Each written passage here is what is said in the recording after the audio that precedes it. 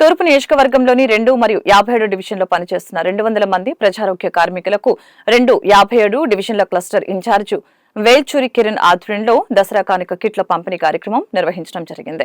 కార్యక్రమానికి ముఖ్య అతిథులుగా ఎమ్మెల్యే నజీర్ అహ్మద్ హాస్టీ వారి చేతుల మీదుగా ప్రజారోగ్య కార్మికులకు దసరా కానుక కిట్లు అందజేశారు.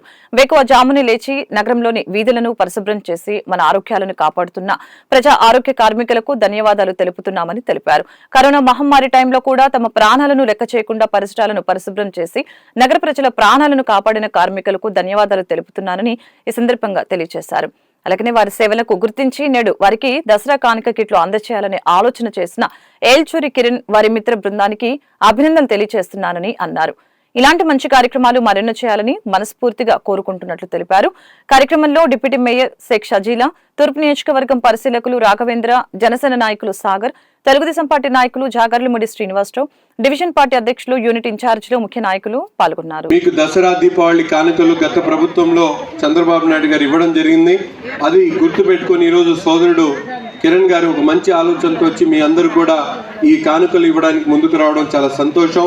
రాబోయేటువంటి రోజుల్లో ఏదైతే ప్రభుత్వ పథకాలు ఉన్నాయో, తల్లికి వందనం కానీ, ఉచిత బస్సు కానీ, దీపం పథకం కానీ, మీ ఇంట్లో ఉన్నటువంటి వాళ్ళకి పెన్షన్లు కానీ, ఇటువంటి కార్యక్రమాలన్నీ కూడా శానిటరీ వర్కర్స్ కూడా అందించేటువంటి విధంగా నేను కూడా ప్రభుత్వ దృష్టికి తీసుకుని వెళ్ళి అది మీ అందరు కూడా అందేటువంటి ప్రయత్నం చేస్తానని చెప్పి ఈ సందర్భంగా మీ అందరికి కూడా తెలియజేస్తా ఉన్నా. అంతేకాకుండా మీరు ఎక్కడైనా మీ కార్పొరేట్ పిల్లలు బాగా చదువుకుంటే, ఇక్కడ ఉన్నటువంటి మీ శానిటరీ వర్కర్స్లో ఎవరైనా పిల్లలు బాగా చదువుకునేటువంటి వాళ్ళు ఉంటే ప్రైవేట్ కాలేజెస్లో కానీ, స్కూల్స్లో కానీ ఈరోజు మీరు ₹1 లేకుండా 1వ తరగతి నుంచి 10వ తరగతి దాకా చదువుకునేటువంటి వెసులుబాటు కూడా ఈ ప్రభుత్వం రాబోయేటువంటి రోజుల్లో పెట్టే ఆలోచనతో ఉంది.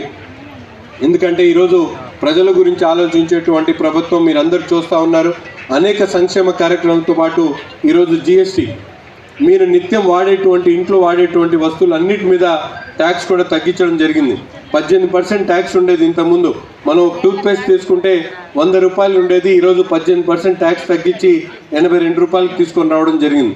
ఇవన్నీ విషయాలు కూడా మీరు కష్టపడటంతో పాటు సామాజికంగా జరుగుతున్నటువంటి అభివృద్ధి కానీ, సంక్షేమం కానీ, మీకు రావాల్సినటువంటి ఫలాలన్నీ కూడా తీసుకునేటువంటి విధంగా మీరందరూ కూడా కొంత ఆలోచనలు పెంచుకోవాల్సినటువంటి అవసరం ఉంది.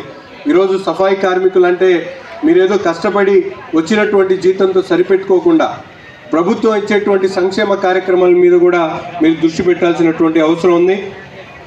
ప్రతి ఒక్కరికి కూడా అనేక కార్యక్రమాలు ఈరోజు ప్రభుత్వం చేస్తూ ఉంది. చంద్రబాబు నాయుడు గారి నాయకత్వంలో ఈ రాష్ట్రంలో ఉన్నటువంటి సామాన్య ప్రజల దగ్గర నుండి ప్రతి ఒక్కరు కూడా ఇల్లు కట్టించేటువంటి కార్యక్రమం దగ్గర నుంచి అన్నీ వీటన్నిటి మీద కూడా మీరు దృష్టి పెట్టుకోవాలి. మీరు ఉదయాన్నే లేచి కష్టపడి సాయంత్రానికి అలసిపోయి ఇంట్లోకి వెళ్ళి పడుకుంటూ ఉంటారు.